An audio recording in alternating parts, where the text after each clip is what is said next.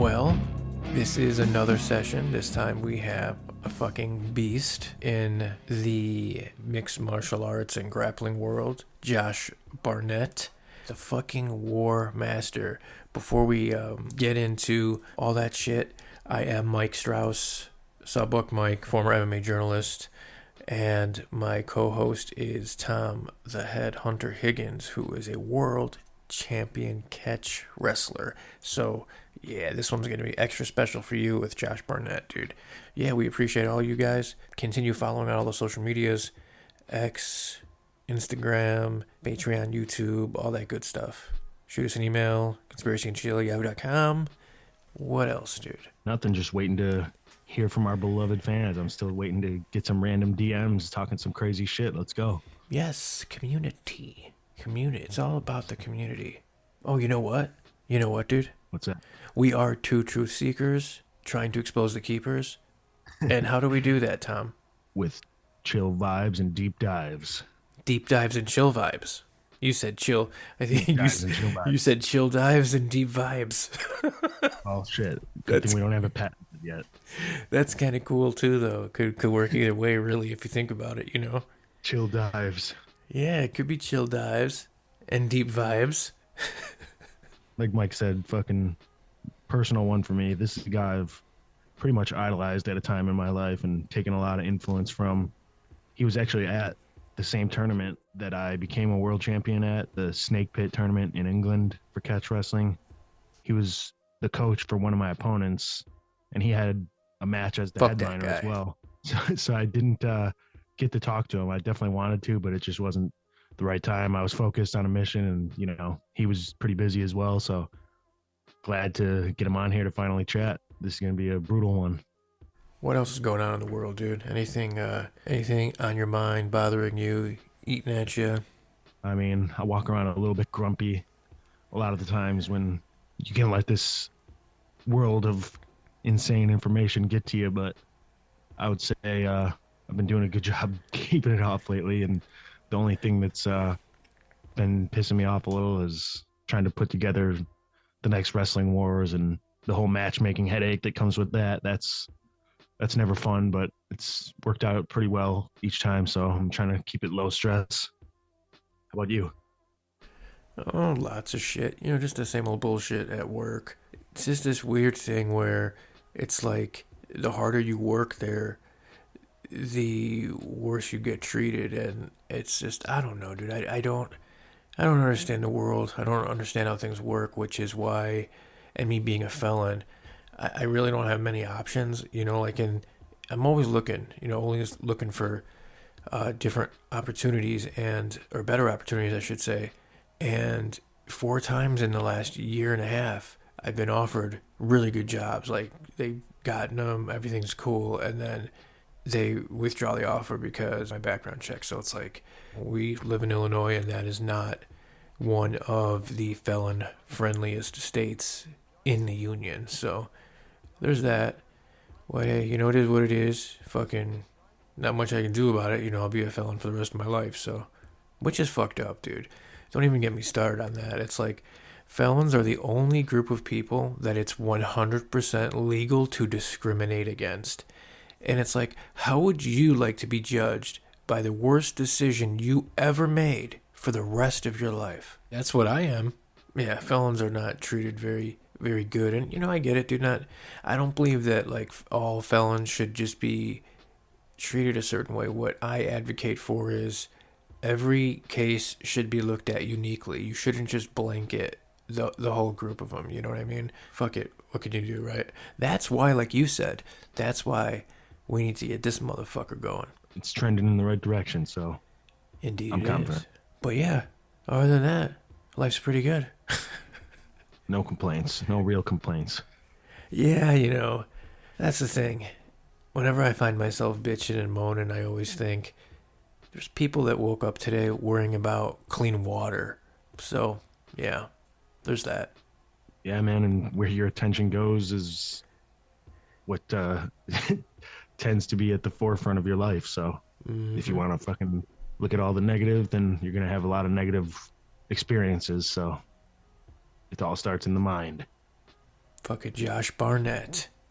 The man has a credentials and a resume that speaks for itself. But if you're not the biggest mixed martial arts fan, you'll become very acquainted with him in this episode. Yes, and he, you know what though? He is probably, if not the most, definitely one of the top two or three most well spoken and articulate guys in all of combat sports. Of course, it goes without saying he's highly intelligent, but not everybody that's intelligent is gifted with words. And he, not only is he a fucking ass kicker, he's fucking smart. He's good with words. I mean, yeah, he's a fucking, he's really a master of all trades, dude. The Warmaster of all trades, I guess. Yep. A real Renaissance man. And we've had some cool fighters on. Not all of them have truly bit on, engaging in the weird, out there fucking woo woo discussions, but I feel like this one's not going to disappoint. He's definitely the biggest. Without a doubt. Without a doubt. Physically. That too. He's a huge guy. I saw him in person. I was just imagining, like, what if I had to wrestle this dude? Like, what if I had his fucking weight on top of me? Like, that would be miserable. His fucking legs are gigantic, dude. Like, you try to double leg him or single leg him and get crushed by his weight, it wouldn't be fun. The average person, dude, I don't think has a fucking clue of what it really is like to roll with someone, because you can have, like, okay, I'm about 220 pounds. I can have a guy that is really good. Let's say he's a purple belt, okay? I get that purple, even a fucking blue belt for that matter, could be on me, and he could be 160 pounds. And if he knows what he's doing, he can make that 160 feel like 300. So I can't even imagine having Josh Barnett on top of me. It would feel like a fucking Volkswagen. No, dude, yeah, for real. And like the people who have never rolled, or I don't know, you hear it when you're out, if you're watching fights at a bar, or you got your friends who don't really know much about it. My favorite thing's always been, no, I'll just push him off me, or just stand up. Like that whole fucking meme, that shit is hilarious. And yeah, just stand up. Like how exhausting and how demoralizing it is when you're just getting fucked up and there's nothing you could do. There's no more helpless feeling. Like if you're getting punched in the face and shit, like, yeah, it hurts. It's very apparent that you're getting beat up and taking damage, but it's completely different when you think you can handle yourself and you can't. I think that particularly young kids, that like young male adolescents that have maybe an anger problem or a temper, or that like to start fights and that are bullies, I think that their punishment, if they get into trouble, I think what the corrective action should be is for them to have to take like wrestling or jiu-jitsu, because there's nothing that'll humble you quicker. Oh, you think you're tough? Oh, okay, you think you're tough, go fucking roll with that guy for 5 minutes. You'll tap out fucking 24 times, and that's enough to humble anybody. I really think that if more kids that maybe were troubled or headed in that direction, if that was like the intervention, I think that would help out a lot, don't you? Absolutely, dude. That would be huge, because I know I was a little asshole when I was a kid, and getting fucking wrecked in wrestling definitely, it humbled me for sure. And especially because I was a little bit bigger as a kid, like a little chunkier. So I was like in the heavier weight classes, and around like 7th, 8th grade, there was some kids, they were already like fucking fully through puberty. So they're like young men already, like just jacked with like facial hair and shit. And I'm still like a pudgy teenager, and just I had no chance in some of those matches. Just get fucking wrecked and demoralized, and I had to deal with it. I had to go through with it, thinking I'm some, tough guy, little skateboard metalhead punk. But meanwhile, I was getting handled by a fucking dude who's a 13-year-old man already. A 13-year-old man. Dude, for real though, I'm not even exaggerating that. Some of these guys, you'd look back and I'd be like, this guy's he has to have like 2 kids in the stand or some shit. Most of us barely had our little fucking rat stash, and these guys are fully shaven and just like jacked 8th graders, and fuck. Yeah, I had no hope. You got that Josh Barnett DNA. Fucking A. Well, here's the conversation we had with Josh Barnett. An episode I'm very excited about. We've got the legend himself, Josh the Warmaster Barnett, a UFC heavyweight champion, MMA legend, pro wrestler, catch wrestling legend. Like he's synonymous with catch wrestling, which is something that I am myself involved with. And anytime I bring it up, he's the first name that comes to mind for anybody. We were at the Snake Pit tournament, Josh, and I definitely wanted to get a chance to chat with you, but I was on a mission. You were coaching. I know you headlined the event, so it just didn't seem like an appropriate time. So thanks for coming on and chatting. Stoked for the opportunity. My pleasure. Hell, I didn't even get to buy my opponent a beer like I had insisted on. But yeah, because afterwards it was just swamped. Who knew losing a match could make you so popular? Well, it was in style. That was a legendary battle between you two, and it was awesome to have you on the event. It was okay.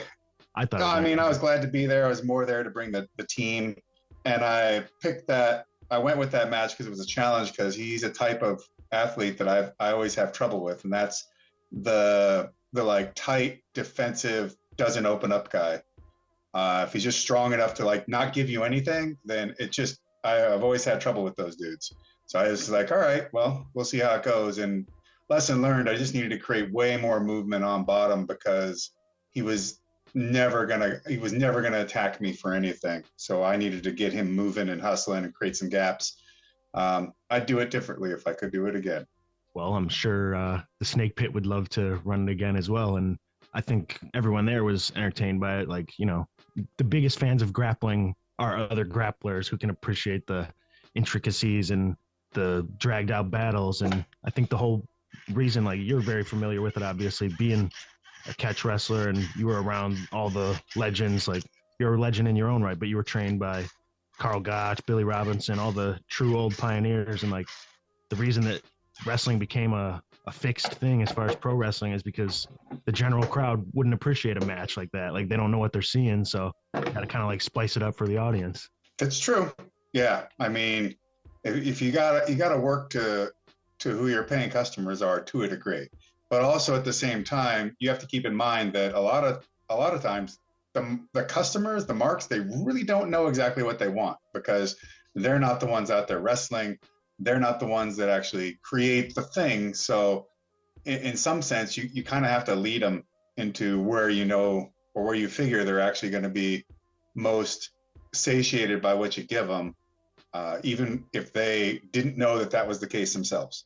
Yeah, well put. And I know you've run quite a few events. Like you ran the U.S. Open for catch wrestling, and I was hoping to go to that. Unfortunately, I got hurt and I couldn't attend. You've thrown some pro wrestling shows too, right?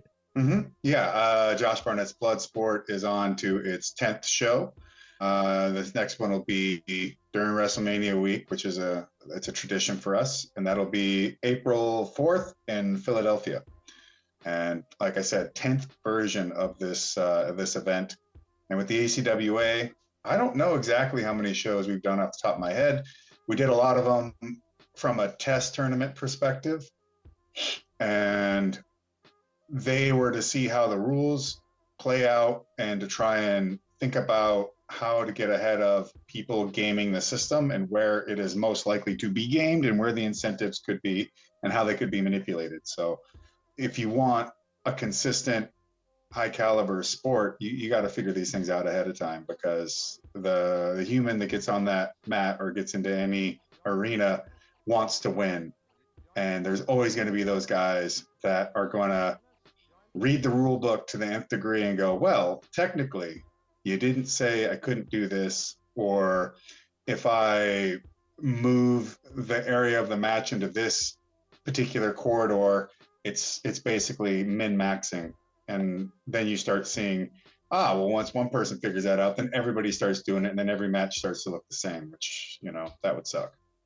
Right, and I think that that's kind of why submission grappling or no-gi jiu-jitsu has kind of gotten a little bit stale over time, and there's no consistency with the rules. And when there is a rule set, like you said, there's always someone trying to find maybe not the most exciting or entertaining tactic available to get the win, whether it's stalling out for overtime or advantage points or the dreaded butt scooting. And what would you say is your personal favorite to either watch or compete under? I personally like competing under catch most of all, but other than that, maybe a submission only rule set that had good referees that called stalling.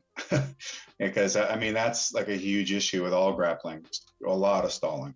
The match that comes to mind for me is the you and Dean Lister match. I've probably watched that over a dozen times and tried to take all the influence I could and see all the intricacies in that. And that match is, you know, legendary. You wore him out that whole time. The whole strategy of wearing shoes, that's something that I definitely took influence from. And I like to roll in wrestling shoes, and you'll see some of the guard guys, you know, they'll complain, they'll be like, take those things off. Like it's unfair. You're creating too much pressure with it. And like unfair. I love it. But see, the argument was, or I should say the consensus was, I was an idiot. I was stupid.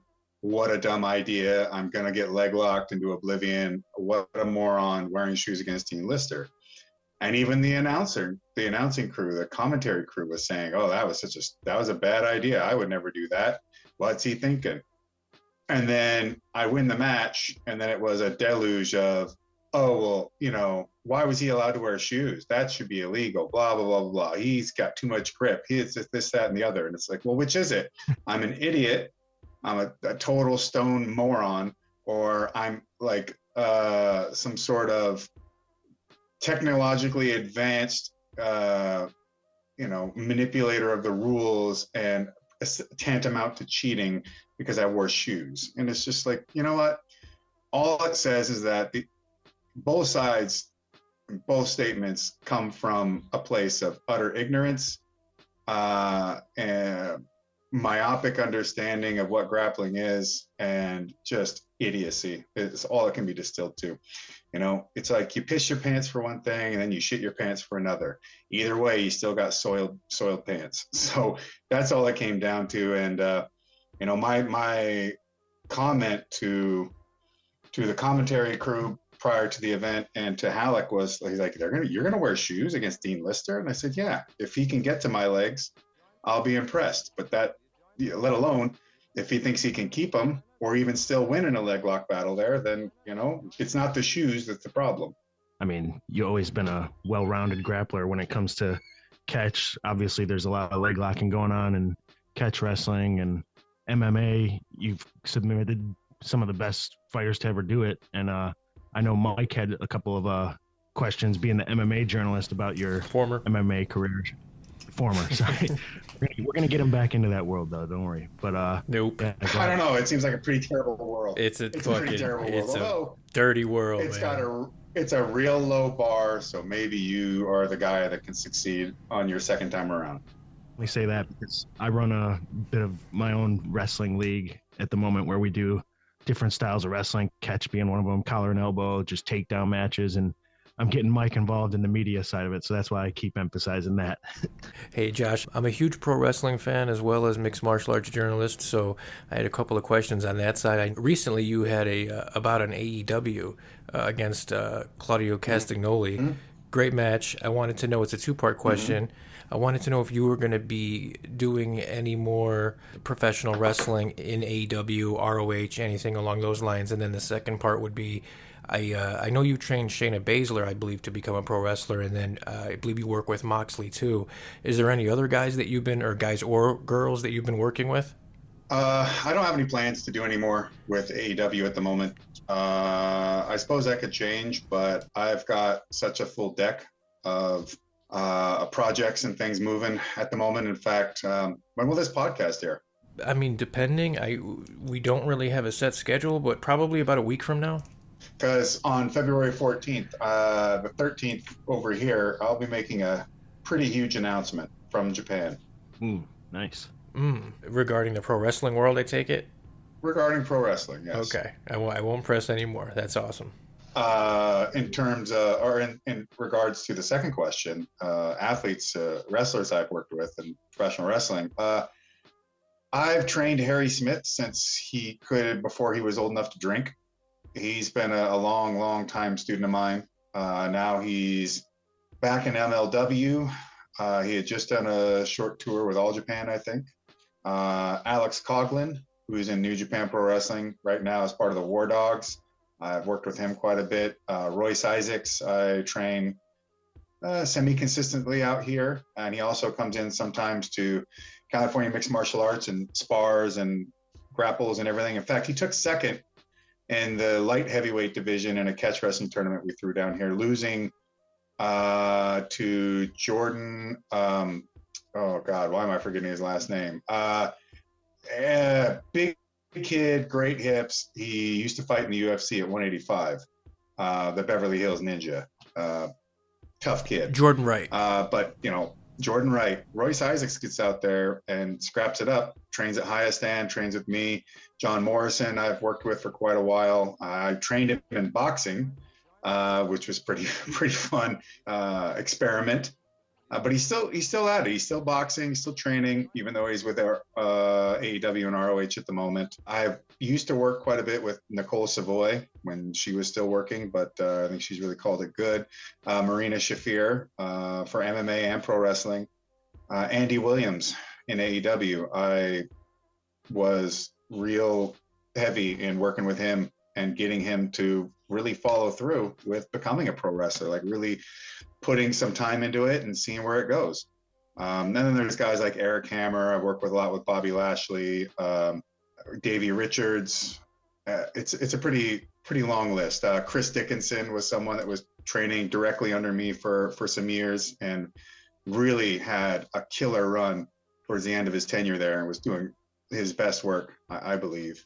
And, you know, I work with people. I've worked with people like Jonah and Walter and Alexander Wolf, and you know, I can't forget Tim Thatcher, Jeff Cobb, and J.R. Kratos. I spent actually quite a bit of time with Kratos and Thatcher and Cobb when I could, or when he could get around. But Thatcher and Kratos have even been a part of one of my fight camps before. So there's those guys, and I guess over in Japan, it's a laundry list of guys I've worked with, like Shinsuke Nakamura, Hiroshi Tanahashi, Jushin Liger. Although with Liger, I was learning pro wrestling for him while I was teaching him catch. And then Hideki Suzuki, I've been working with for a very long time, since before he even made his debut. God damn, that is an amazing list of people. I can't even ask you if you have a favorite. That'd be a shitty move on my part. So I'm going to transition into. I'm going to transition. Oh, I almost forgot Lindsay Snow. I've trained her in pro wrestling as well and catch, and I'm one of the few people that work with her. And then, you know, and then I've worked with Thunder Rosa. Yeah, it just keeps going and going. And that's something that you plan to continue to do. Is where anybody that's willing to put the work in, you're willing to work with them. Essentially, when it comes to someone like Shayna, it's been, you know, I've been her manager since probably since early in her career, and continue to manage her in pro wrestling. So it was a full commitment on both ends there to get her where she wanted and where she could get, leading right all the way into the WWE, which is fantastic, and a lot quicker timeline than we had ever anticipated.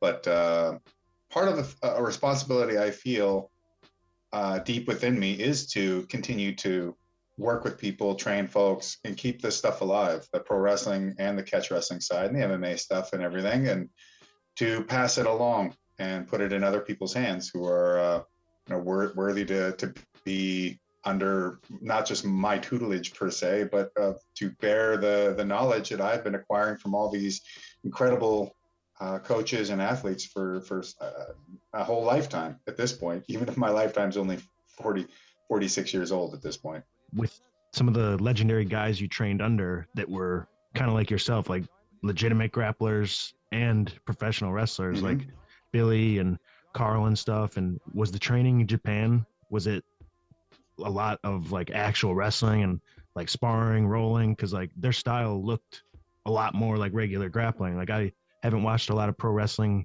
as of late in my life, but I grew up obsessed with it like many guys did. And I could always appreciate looking back, like when the matches or some of the athletes' style, you know, more so resembles real grappling than just a more acrobatic or high flying or theatric style. So I guess what I'm asking is, was the training with those guys a lot more based in, you know, real wrestling? Well, guys that came through the Japanese dojo systems, yes, especially not including the UWF, which was very fight. I mean, almost entirely fight oriented. But the New Japan Dojo, its training structure starts with just nothing but amateur wrestling and catch stuff. That's just the fundamentals that they put into these guys. And for me, I was already 24 UFC world champion and all this kind of stuff. So it was different. The way my approach towards training over there was a lot of refinement. There was plenty of sparring, don't get me wrong, but I was already essentially a fully formed professional, top of the food chain athlete.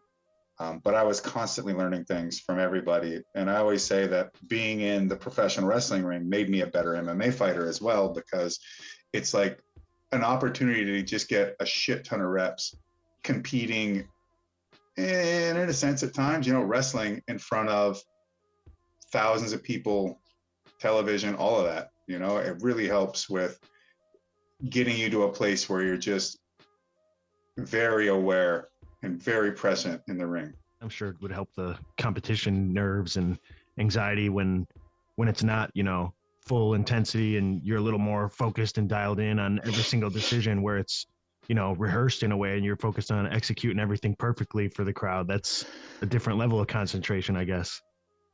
Yeah, but it helps you work through all the steps of preparation to go out there and perform. And that's a really key and important ingredient. When we got guys, especially as they're coming up, if they haven't fought in a bit, then we always want to put them into grappling competitions, because it's going out there and competing where it counts. That the preparation towards such a moment is important as an athlete in general, even if it's preparation for a grappling match or a table tennis tournament. It doesn't matter. Like, if you're going out there to win like you mean it, there's a certain way you have to approach it. Absolutely. And you've fought in pretty much all the premier organizations, fought all over the place. Are there any that stick out amongst your body of work as far as like how you felt when you were going in, maybe your mentality, or how you felt just going in, preparing for it? Any that stick out specifically when it comes to the mentality of competing or performing? Yeah, like my bare knuckle boxing match I had in Poland. I think I couldn't have been in a better place mentally for that fight. It really made me feel alive again. And then, winning the King of Pancrase title from Yuki Kondo was such a monumental thing for me that I just never, it just started off on me just throwing something out there and it come into fruition. And then being able to say that, something that was Gotch had a hand in helping create, not to mention where my original instructor from MMA, Matt Hume, he trained over there. He fought in the original King of Pancrase tournament and he came up short against Minoru Suzuki. And then I came back around 10 years later and win the title. So that was that felt like a really pivotal, and it felt a bit more monumental even than winning the UFC title at the time. It was a very, very, very beautiful moment. Definitely sounds like a defining moment. Kind of piggybacking, I guess, off of what Tom was just saying. Josh, you have fought and competed in every major mixed martial arts promotion: UFC, Pride, Strikeforce, Affliction. I'm not sure if you know, you have a winning record in every one of those promotions. I don't know if anybody besides you could say that without lying. So that's pretty cool. I wanted to know, what run do you look back at with the most fond memories? Probably my run in Pride. That was, I think, the most fun I had fighting. And, it wasn't without its difficulties, but overall, I would say that would be the one for me. The second run in the UFC started strong, but I don't know, I was getting old, long in the tooth.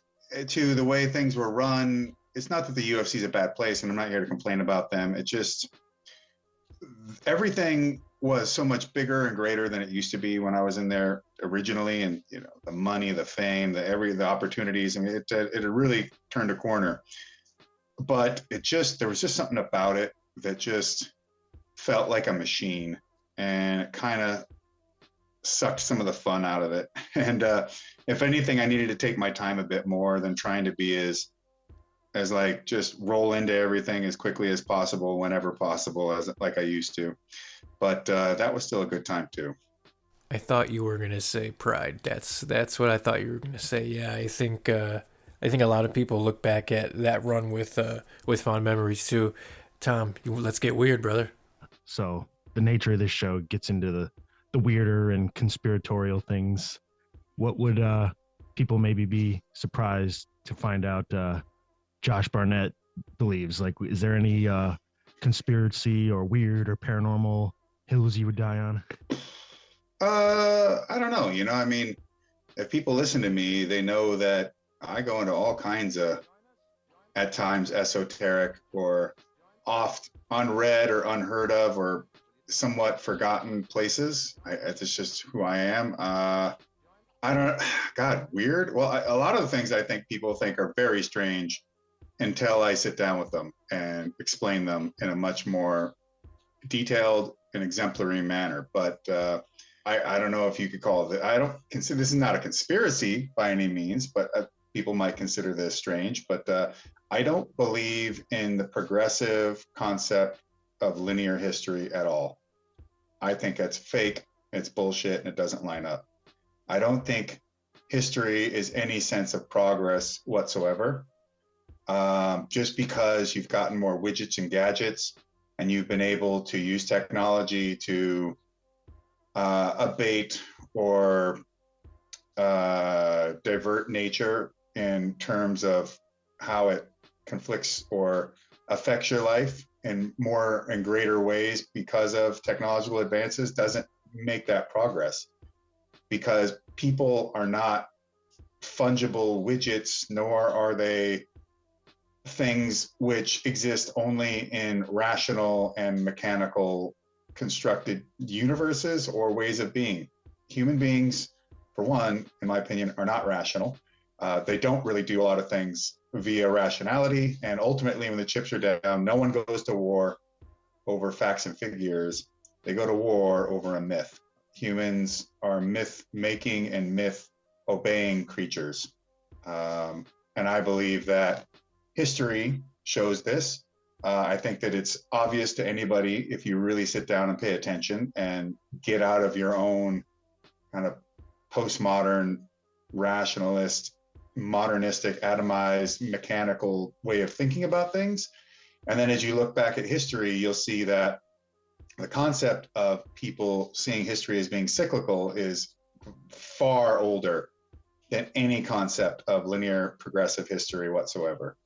So, you know, I explained to somebody the other night over dinner that the people think that the way that they live in their place and time, let's just say in the West, is somehow greater than somebody who lives in a lesser technologically advanced or less Western, let's say even English liberal tradition, or let's say something modern, modeled after an English liberal tradition concept of culture and state.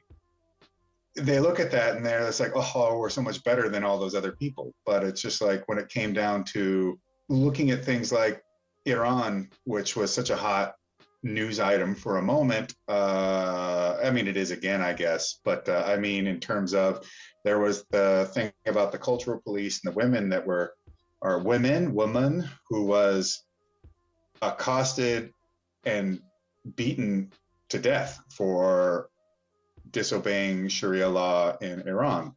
But the thing that everybody got up in an uproar about is, yeah, to us, it seems crazy. Why would you do that? But then we overlay that on top of Iranians at the moment and how they live their lives. And we, I think, very callously and arrogantly think that we understand everything about the environment and the culture of such a place. And yet we don't bother to say, understand things like it was the women who ratted and attacked this girl to begin with and called the cops on her. It wasn't men, it was women. It was women that enforced this to the nth degree. You can find tons of videos of Iranian women accosting, yelling at, berating other Iranian women for dressing, as we would say, in a more Western way. And I don't think it's necessarily that it's Western. It's just that, the way they've structured their society, they see that is unacceptable. But, if that's how they want to live in their society, then why am I so sure that me, this Western white mutt American male, somehow the way I express and experience and live within the realm of my relatively same sense created state is the correct way for an Iranian theologically driven person to live? It's just, so I said, and even still beyond that, the way that we live in modernity and post-modernity, you could really call it, is like just barely a slice out of human existence and how human beings have operated and lived in the world. Democracy is leagues younger than monarchies, yet we think that somehow democracy is default the best thing that's ever happened and better than all other, to the point where we had Xi Jinping show up to speak to Biden, and they're like, well, what are you doing? This guy's a dictator. And he's like, well, even if he is a dictator, and then it's just like, just by mentioning dictator, all of a sudden we're insulting him. Or the whole press goes gaga that we've just said a 4-letter word. When in fact, okay, well, if you can say that you think dictatorship from your particular American perspective sounds awful, well, what is the problem with somebody else wanting to live that way, let's just say? Are they evil people because they live under some sort of prime executive or sole executive, which you could call a dictator?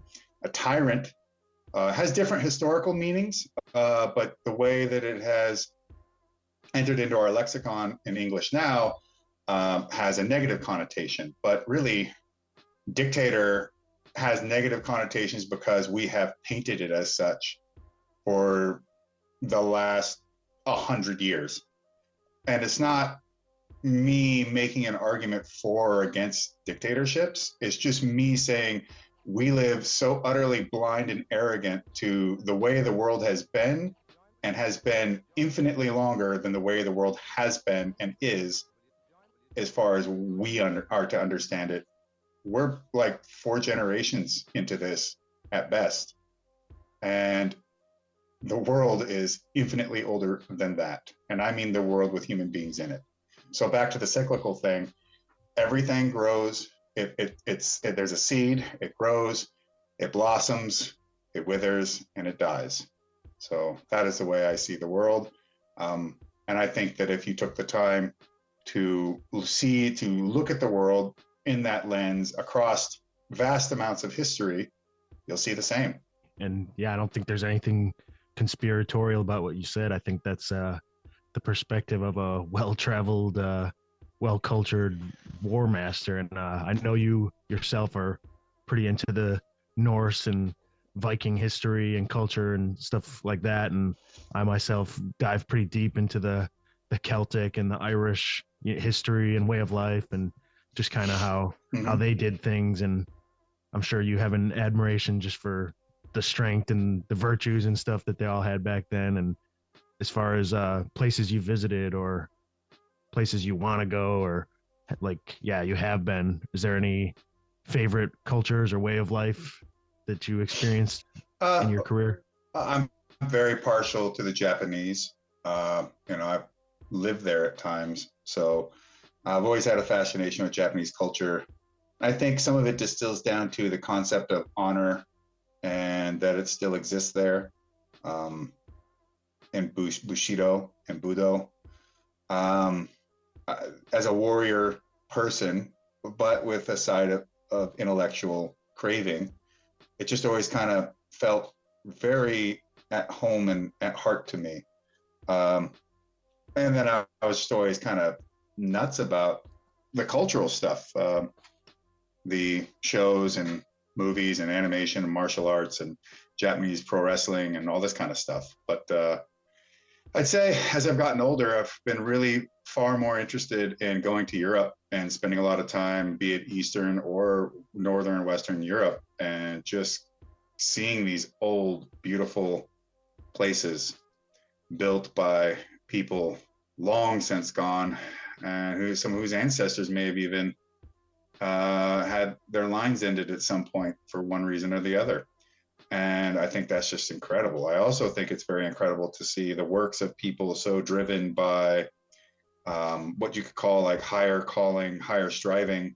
You know, for them, a lot of times it was Christian.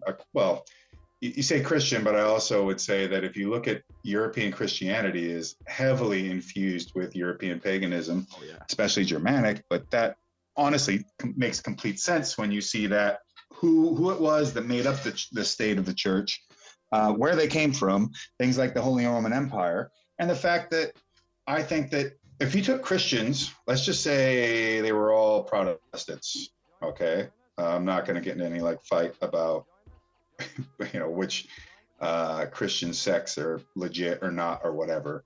But I would say that if you took a slice across Protestants across the world, I think you'd find that whether they be, you know, they're all Protestants, but they're all going to do it a slightly different way. And the more you leave it in a country and you left to its own devices, it'll start to take on the shape of the way that that ethnic group has formulated their cultures and ways of being and ways of living in the world just naturally. I think it's called pseudomorphosis, and that's this concept, this idea that, or this description of pseudomorphosis is you have a rock formation of some sort that gets filled full of something else, but the something else can only take on the shape that is available to it within the formation of the rock itself. So it can be filled full of agates or crystals or whatever, right? But it can only grow into a certain directions and in certain ways because that rock limits the way and it constructs it in a shape within what's available. And I think that we're that way too. And in the way of viewing the world from, say, the last 100 years from the Western perspective, that really kind of flies in the face of every concept of looking at people and the world. And maybe even more so, let's say, more after people like Popper and Rawls, and there's others I could throw in there, but like this concept of, well, it's even kind of Rousseauian, right? Like that the state of nature, man's all the same. No, it's not like that. And in fact, I think that the world is made full of people that are vastly to only slightly different, but different all the same, is in fact the thing that makes the beauty of the world so astounding. And for there to be so many different variations of what you could call as the same thing, you know, concepts of worship that don't resemble each other or even sometimes overlap in ways that they would never have expected nor did on purpose. I love it. I absolutely am enthralled with the differences of the world. And I've always kind of felt that it's not saying things like diversity is our strength. It's like saying things that seeing it that the world is a giant puzzle, and you need and all the different puzzle pieces are different, so therefore you can make the bigger picture. It's not about better or worse or whatever. I think that's entirely contextual, but that's okay. I don't need someone to be as good at all the same things that I'm good at. In fact, it would be better if they were all good at things that I was bad at. And therefore, between the two, we make something better. And, you know, I don't see the world in one broad brushstroke of color. I see it as a massive mosaic. And that makes things more difficult, but it also makes things more beautiful. And I'd not have it any other way. Yeah, definitely. I like to use the analogy that life's like a RPG or a MMORPG, and everybody has their, you know, strengths and skills to fit the group comp to make things run smoothly, whether it's, culturally or on an individual level and stuff like that. So yeah, I definitely love that. Yeah. And to touch on the Japan thing, I've always admired the sumo culture. Well, one, because wrestling, you got to cut weight a lot of times and you got to starve. They do the exact opposite. They gorge and they have very short, intense matches instead of, dragged out matches where you got to put in a bunch of cardio. Not to say their training is not intense, but the matches are a lot shorter. And it's very intense. Yeah, it's something super badass. And I like the spiritual aspect that they put on it. Any other styles, like some of the different random folk wrestlings? Because I'm a nerd when it comes to all that, and I try to look at all these different obscure folk wrestling styles around the world. Is there any interest on your end to go try? No, I'm too old. I'm too old for that, and I think it's cool. Some of them, there's so few people participating in them. It's kind of a bummer. But if I was younger, I'd probably be more game for it. But then, you got to remember, at a point, it came to a point in my career where this is how I get paid. So doing stuff like that was like, what if I get injured doing swinging or something? You're like, well, that's not worth it. So, and you're like, well, why would you get injured? It's like, well, you don't know. You could just step wrong and roll your ankle or whatever, or someone could fall into your knee. It's just anything could happen. Just something stupid and what would normally seem like, oh, that wouldn't happen, but you just never know. So when you've got contracts that pay you to compete on the line, you're not going to go out there and, I don't know, on a wild hair, go try to do Turkish oil wrestling or Senegalese lamb. Honestly, and it is always something stupid and unpredictable, like you said. And of course, and with such a long and brutal career, especially in the wild west days, I'm sure you racked up plenty of wear and tear as is. So that was probably a wise decision. Something we usually will ask: do you have any unexplainable stories? Anything paranormal or mystical, if you will? I will say that I'm open to and wanting to experience those things. I visit ossuaries and old churches and graveyards and things when I travel. I can feel that there is some sort of an energy to those places, I believe. I think like when you step in places like St. Peter's Basilica in Rome and the Vatican, you just go, wow, okay, well, I did yell at a front desk girl, a desk girl, and a security guard at the end of this small ossuary. There was a cathedral in Rome. You can go visit. It's got a little museum at the bottom to the monks that the cathedral was built for. They weren't Benedictines. Maybe they were. I forget who they were, what order they were, but they traveled around the world and did all kinds of good deeds or whatever. But so you can see all these old relics and paintings and things. And then at the end, there's an ossuary. So I'm walking through it. There's classical music plays on these little speakers that they have mounted. And I find it all very peaceful and beautiful, and a way to keep the living in touch and in respect. And what is the word I'm looking for here? Like, not exactly awe, but in reflection of death itself, which I think is very important. So I could hear, I was the only guy there, and I could hear them just like jabberjawing and laughing and just being loud, because there's no door at the end of this thing. And so it's just pissing me off, just ruining the silence. Well, it wasn't exactly silent because of the low classical music, but the setting. And I walked out of there and I just ate them alive, just chewed them out a new asshole, telling them how disrespectful they were. Do you laugh like that at dead people? You do, and they're just like, oh, they freaked out. But I'll say this: I've gone to places where people are like, oh, it's haunted or this or that, and I'd go like the Queen Mary down here. They say, oh yeah, this boat's haunted and all this kind of stuff. So there's areas that are usually roped off. We were there for this metal festival, and I just like, okay, so I just walked off into some dark, creepy looking section of the boat and part of the hull. And I'm just like, okay, show me whatever you got. Who are you? What's your deal? What's the thing? And and people are freaking out. And I'm like, okay, well, and I leave and I go, nothing happened.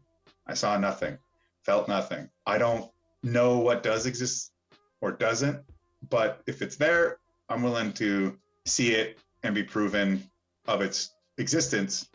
But beyond that, I don't know. Maybe I could say I have an altar in my house full of things that are very important to me. It is built around a statue of Santa Muerta, although I'm not a practitioner of Santa Muerta. It was just, I thought it was really cool. It spoke to me, and it was something that I picked up on a whim on my birthday, and I just felt, I don't know, like I should do it. And I just use it as something, as a placeholder for death, which I feel is, again, very something that people should be more accustomed with and be more at ease with. Yeah, definitely. And that's a perfect way to segue into something else I definitely wanted to talk to you about that you and I have in common, and not a lot of people have an appreciation for, is death metal. For people who are, familiar with it, your nickname, does it come from Bolt Thrower, right? Like, isn't that a Bolt Thrower song? And even some of your merch I see has like a inspiration of the logo from Bolt Thrower. Is that accurate? Yes. So, yeah. Yes, the nickname was given to me by Bolt Thrower, and it has two meanings. Sick. One, it comes from the song and the album and the band. They gave it to me, but also Warhammer 40K. There's a character called Horus the Warmaster, and me, Shayna, is considered one of my acolytes of the Luna Wolves. So we're very big Warhammer 40K fans and geeks. But Bolt Thrower gave me the original digital artwork that they used to put their logo on things and print on shirts. And then with that, I was able to get a graphic designer because the letters matched up perfectly. There are 4 letters in Bolt and Josh, and there are 7 in Thrower and Barnett. So it worked just perfectly. Yeah, that is. And I've seen people being like, "Oh, look at that! Oh, ripping off, stealing Bolt Thrower stuff." It's like, actually, no, officially given Bolt Thrower's stuff by permission. So, and me and my buddy Adam launched an MMA gear and training line called War Materials. We're going to have our core lineup coming out a bit later this year, but our first project, we did it in collaboration with Amon Amarth. And Amon Amarth's design team did the artwork and everything. And then we got it all created and put together and put it out there and sold it on a limited basis. That's whatever I do. Nickname story. I always do it. Yeah, I always do it with metal in mind. It's metal, fucking death to false metal, metal forever. It's just that way. And even my other like T-shirts that I create and make, I basically just hit up a dude and I'm like, "Yo, make me some shit that looks like a cover of a Revenge album." Done. Hell yeah, definitely always appreciated that about you too. I mean, yeah, like new metal and just like heavier music was kind of associated with the early MMA culture, if you will, but never, true death metal. And like, I'm a nerd. I love Florida death metal and black metal and all that. And what are some other bands that you're pretty into? Yeah, I mean, MMA always has this like extreme with 3 X's, Doritos, Mountain Dew. Yeah, just kind of new metal, Jinko jeans, and white dudes with dreadlocks, and it's just like, oh god, it's so awful sometimes. It really is. I mean, I remember there was a period of time you could not be at an MMA show and get away from "Let the Bodies Hit the Floor." Honestly. My god damn, if I never heard the song again, it would be too soon. Not to like be shitty to those dudes or nothing. Look, they got their music, they got their stuff. It's theirs to play and theirs to say, but just doesn't speak to me. So for me, I'm like, well, I'm legit about this shit. So the UFC is really anti extreme metal, and they will fight you to ridiculous degrees to get you not to play it. And when I first got back, when I got back to the UFC, I said, well, okay. Well, and they asked me, what's my walkout music? It's like, well, this is it. And I sent the Fourth Crusade by Bolt Thrower. And the gal comes back like, oh, do you have something else by this band that's maybe not as aggressive or whatever? And I'm like, are you kidding me? It's Bolt Thrower. What else do you think it's going to be? Not to mention, this is the music I walk out to, and I've been walking out to for years. This is who you paid for. And, she kept kind of like, oh, but, so-and-so said this. I'm like, I don't really care. I either walk out to this or you play me nothing. You play dead silence. Don't you play a fucking note. And then it was like, okay, we'll approve it. And I'm like, don't you put some fucking garbage music on while I walk out. I don't want to hear it. I don't want to hear anything. I would rather have the silence so I could hear the violence in my head speak to me instead of whatever superfluous piece of shit music that you somehow drudged up out of some bullshit top 40 list. The same issue I had with Victor Henry, because he comes out to Goat Whore when Bearing Teeth for Revolt. And it's been that way for most of his career. Before that, it was The Great Stone War by, God damn it, why am I forgetting their name? Oh man, I can see the album cover, but I cannot. Winds of Plague. Oh, nice. The Great Stone War by Winds of Plague. Victor gets the UFC, and I'm sending the music. And it was for a fight night card. And I'm like, just be prepared. I will deal with it though. So I told him, in fact, actually, I kept him out of the loop because I didn't want him to get stressed out while he's cutting weight and getting ready. So I was already ready for this shit. Again, I get a text message. Could you, it's like, okay. I go, well, what explicitly is the issue? And it's like, oh, so-and-so doesn't like, stuff this heavy and all that. And I go, okay. And then I went through the last like 5 fight nights, picked the songs that they let people walk out to, and went through all the lyrical compositions. And then I come back and I'm like, well, what's your issue with the song? Because you let so-and-so come out to this where it says the N-word I don't know how many times and talks about, something about fucking bitches or something. And then you let this guy come out to this song. It's all about smoking weed and being a drug addict. And then eventually I put this whole list together and eventually it's like, your song's approved. I'm like, if you want to get a hair up your ass about music, it's like, all right, well then why are you letting people come out to all this nonsense saying just ridiculous shit that is potentially like, harmful. I don't know, whatever, man. This kid can't walk out to Goat Whore because what, it's like, he's just fighting these little battles over stupid shit like that. It gets old. But at the moment so far, they've no more of that stuff. But bands I'm listening to, well, honestly, it's rainy as shit out here in LA right now. So I've just been listening to Dungeon Synth because I drive around. Feels like it really fits the mood, which if people don't know, that's a genre, not a band. Oh yeah. Maybe there is a band called Dungeon Synth or a person. Then I'm interested to hear Kerry King's new project just came out. He had said something to me about he was going to have a new band, all this kind of shit. And I just was like, all right, cool. I ain't saying shit to anybody. I'm shutting up. Look forward to it. They just put out something in Rolling Stone talking about it, which is pretty cool. So I'm interested to hear how that comes out. I don't know. I haven't been listening to a whole lot of death metal recently, but I've got such a back catalog of stuff. And honestly, one of the things I like to do is I'll just pick a band that I'm feeling at the moment, and then I just put the Spotify radio on, and it'll just keep pulling stuff that has some sort of similarity to it. So like I used to do that quite a bit with Jungle Rot, great band, Wisconsin. And I know Cannibal Corpse is going to be going out on tour again, as always. So catch them if you have a chance. Obituary never stops touring.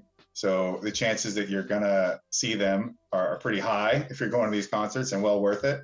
Amon Amarth is going to be hitting the road, and, who knows? I was listening to some Behemoth the other day because I needed to pick a walkout song for my grappling match and pull in a KSW Epic. And I just basically fell right back onto Conquer All. So, hell yeah.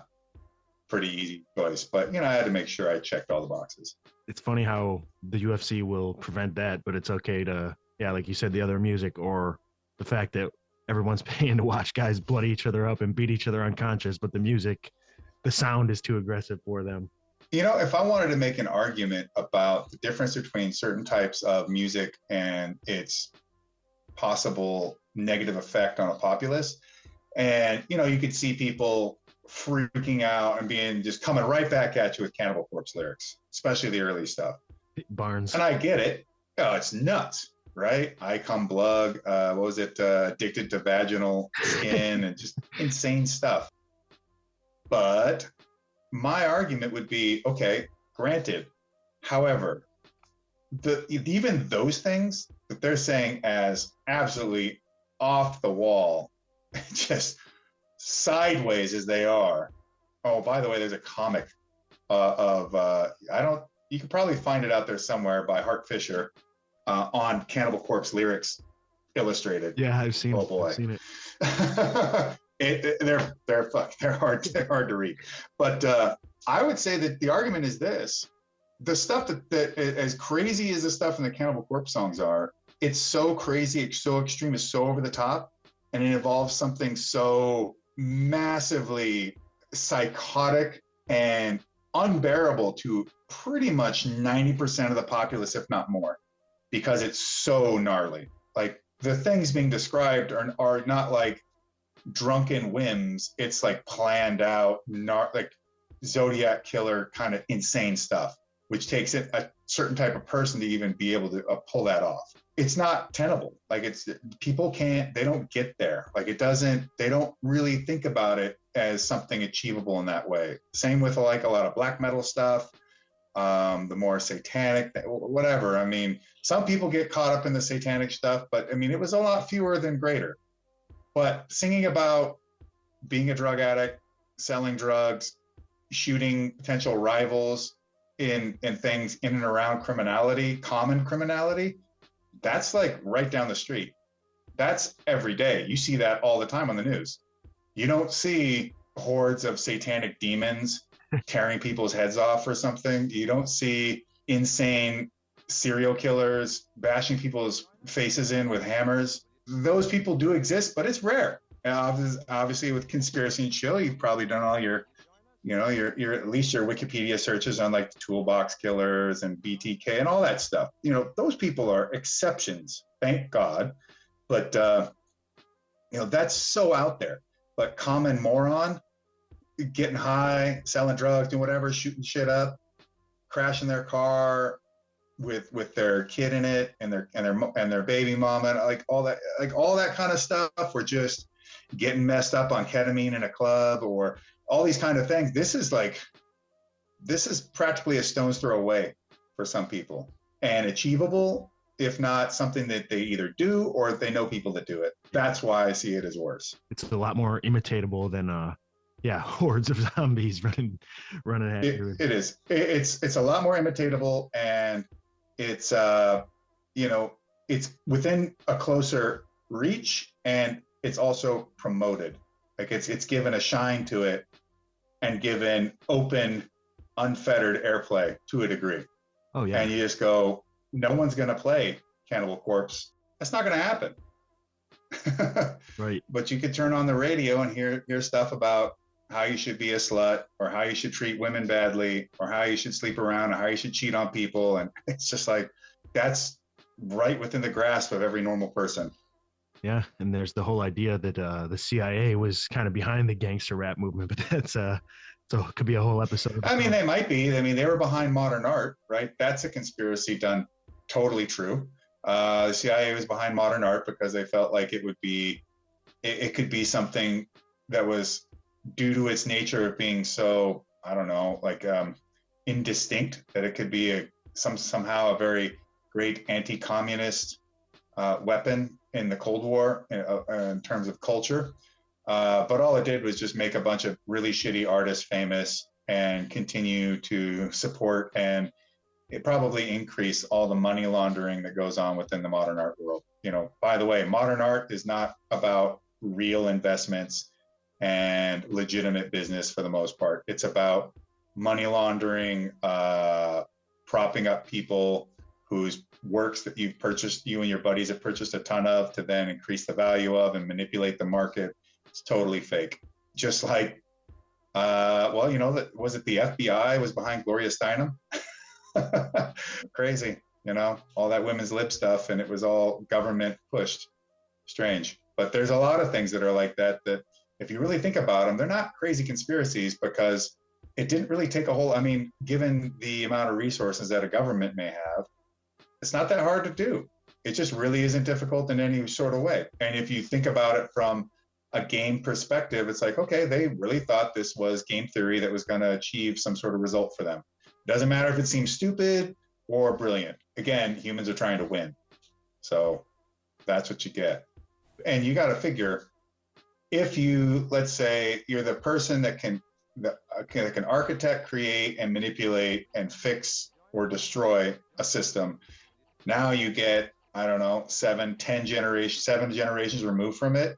And now these people can't do any of those things. They can just keep pushing the papers around, which is called rent seeking and managerialism. So they can just manage it. They can't actually create. They can expand upon what already exists, but not in any meaningful or dynamic or novel way. They just keep doing the same shit over and over and over and over and over again. But their ultimate interests lie in just making sure that they get to be able to do it. And even if they're removed from any position within official government, that then it's like they move from the inside toward the outside track, and then they just circle around it, still sucking off the teat of it until they get back in it, or they stay within. They create something on that outside track, like a Tony Blair, let's say. That guy has never been out of having his hand on a lever of some sort somewhere. Go follow whatever Tony Blair's up to, and you'll see he's everywhere, all over the world, monkeying with things, and doing so in concert with people like Bill Gates or other, big, well-to-do elite types. And you just go, why the fuck is this guy listened to, believed? Why does he get to tell people what to do so much, and he's not even in government? Because it's not all about whether you have an official title. It's all about what kind of real power you have. Josh, on the music front, is there something that is in your playlist that people might be surprised to find out that Josh Barnett listens to? Like, for instance, I'm a huge Little Richard fan. I think he was a genius. Is there anything like that people might say, oh shit, he listens to that? Yeah, lots. But that's only because they're uncultured swine. It's not because like if someone's like, oh, I can't believe you listen to Little Richard. You're just like, what do you mean? Why the fuck do you not listen to Little Richard? He is a genius. He's amazing. Fuck you for being so dumb. Right. I'm a massive fan of Depeche Mode. I love, people would expect me to like Fields of the Nephilim and Sisters of Mercy and stuff like that, but maybe even Depeche Mode. But it surprises some people sometimes. People would be surprised that maybe they would be that surprised. I love jazz. Even contemporary jazz, but I'm more of like a Miles Davis and Herb Alpert's in the contemporary side of things. I do like Chet Akins and the guy who did Take 5. I'm a little tired, so I can't quite remember his name off the top of my head, but and Rondo, Blue Rondo, he was a clarinet player, but I like jazz quite a bit. I like classical music. Not a big fan of opera. I don't like modern country at all. I could piss on it for all I care. It's awful. Retooled R&B music is all it is, and it's shit. But I do like old and outlaw country, stuff like that. You would find a lot of listens of Marty Robbins. Love Marty Robbins. Okay, this might surprise people. I like city pop, which is a Japanese genre of music from the 80s. Brings me back to a childhood, to watching anime, to growing up in a different era. I'll surprise you. I used to love 311. Oh, so I shit. could sing along with the songs and things like that. Yeah, I will surprise people all the time. Something will come on and I'll know the song and I'll sing along with it or whatever. And I do know quite a bit of Motown, 70s and 60s soul music, funk music, 80s R&B, mainly because my sister was always like, look, you want girls to like you need to learn how to dance. So I did. I'm not a great dancer, but I'm good enough. So you can listen to Watain on the way to the gig, but then, go out there and shake a tail feather. I think Mike was hoping that you would say you were a Swiftie so you could verify his fandom too. But Swiftie, Taylor Swift? Nah, I mean, I guess she's good at what she does, but what she does, I find, Repulsive. it's innocuous, but it's just, I'm not repulsed by it. It's just low common denominator stuff, but she's a real fucking hard worker at it. So I'll give her that. And she's great at it. I just don't like what it is. Going back to like Depeche Mode, I like when my pop music could be Depeche Mode, New Order, AC/DC, Motley Crue, and then like the Jets and stuff from that Miami freestyle scene and Debbie Deb. And then it could also be Cyndi Lauper and Susie Sue and David Bowie. That to me was a much, I feel bad for kids growing up these days that don't know what it's like for that to just be in the air, to have that helping shape you instead of the shit that passes for popular music these days. Ain't that the truth? Yeah, for real. I don't think anyone would really be surprised with any of that because you're a real Renaissance man, Josh. You're a super smart guy, super well-traveled guy, interesting dude, and thanks for your time, brother. I'm definitely going to be looking out for that announcement you were saying regarding the pro wrestling. You're hosting another catch tournament in May, right? Yes, that's the plan. The Snake Pit is going to come over here with some folks in May. We'll do a little camp, and then we'll roll right into the tournament. Part of the camp is just, goodwill, but also to help them get familiarized with the way we run our system, because with us, it's a 3-second pin. You can't pin a guy in guard because I believe a pin needs to be a total control position. And I think if you're still in somebody's guard or bottom scissor, they can hold on to you, manipulate you, move your hips, attack your arms, all these different things. And I'm like, well, I think a pin should be the kind of thing where your bottom person doesn't really have much capability of manipulating and adjusting and shifting you. I mean, one example would be Osaikomi from judo. Well, that's a 20-second pin. And you don't have to keep the shoulders totally flat, but the guy can't get off his back, so he loses. I want our pin to exemplify the pin as a completely and totally dominating aspect when applied correctly. And if not, then I feel like it just doesn't have the same value. The other thing is you can't pin if you're caught in a submission, because I consider it a dilemma. Does your arm get broke, let's say, or do you score the pin? Well, one has to be free of the other before you can get it.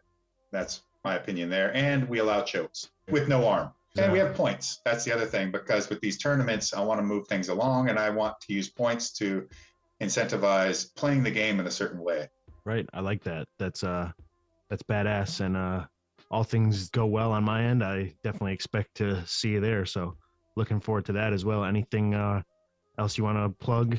Just go to joshbarnett.com. It's got all my stuff up there for the most part. You can find all my videos to order from BJJ Fanatics, so you can learn some of the secrets of catch wrestling straight from the horse's mouth. This one right here, this Clydesdale talking to you, because I've removed my bit and I don't have my oats strapped around my face at the moment, so you can hear me. Then I've got some stuff with scientific wrestling, especially punishing rides, which I've heard a lot of great feedback on people as far as it really affecting their game in a positive way. And then always head to my social media, because that's all we do these days is doom scroll anyways. Might as well doom scroll on my feed. Josh L. Barnett on Twitter and Instagram. Definitely check Josh out. Absolute legend. Thank you for coming on, brother. This has been great. Mm-hmm. And definitely hope to see you soon. I'm going to move this episode up, too, before that announcement. Well, I'd hope to see you out there seeing how you find our system. Imagine that you wrestled in high school and college, Tom? Yeah, high school. I didn't go to college, but definitely a wrestling background. Did you ever do like freestyle and Greco or any of that in the off season? So no, I actually still have never done freestyle or Greco. I pretty much transitioned right after to more submission grappling. Well, our tournaments are a lot like a collegiate, like a D1 collegiate match and an international style wrestling match, all kind of pieced together. And we try to run our tournaments just like if you were at the U.S. Open for freestyle, or if you were at the NCAA finals for Division I. Yeah, I love it. Definitely looking forward to it. Be sure to check Josh out, guys. Thanks, brother. Thank you. Take care, man. That was a very cool conversation. We covered a lot of different things, and they're all things that I wanted to cover, so that was fucking interesting. Pretty much what I expected out of getting Josh on here. Like I said, he's a smart guy. He's a interesting dude. He gets into some weird stuff himself, so I knew that episode wouldn't disappoint. And on just a fanboy level, I've been wanting to talk with him, so pretty sweet. Yeah, I mean, dude, everything from heavy metal, MMA fighting, pro wrestling. Fucking dude is a renaissance man. Yeah, I think we'll be able to get him back. I'm hoping to get a lot more well acquainted with him. Hopefully I'll go hit his tournament, kick ass, hang out with him after, and get a lot more collaboration with them. When is the tournament? Sometime in May, in Okay. California in May. So I would like to add U.S. champion of catch wrestling to my credential. And do it Yeah. at Josh's tournament would be sick. So you said that's in May. I would love to go out there with you and like document it, record it. We could do like a fucking. Remember we were talking about? I wanted to do a documentary. That would be perfect, Sounds like some badass Patreon content. right? Like I could record you. You know, I could at the start of training camp. You know, all the way through until fucking go out there with you, record fucking everything all the way through. Let's fucking do it. Yes, that's what we're doing. Well, for people that are consistent listeners, we appreciate you. You guys know who we are. Continue to support the 5-star reviews, all the social media follows. We appreciate all of the support, and it's obviously necessary for this thing to grow. So thank you guys. For anybody that's new, I am Mike Strauss, Sawbuck Mike on social media, former mixed martial arts journalist, former heroin addict, lifelong truth seeker, and Mr. Motherfucking Tom Higgins, my co-host. Who are you? The headhunter, martial artist, martial arts coach, also lifelong truth seeker. Yeah, just two truth seekers exposing the keepers. With deep dives and chill vibes. It cracks me up every time. Every time I say it. Feel like we say this every time, but this was another fucking good one. Stay away from child molesters.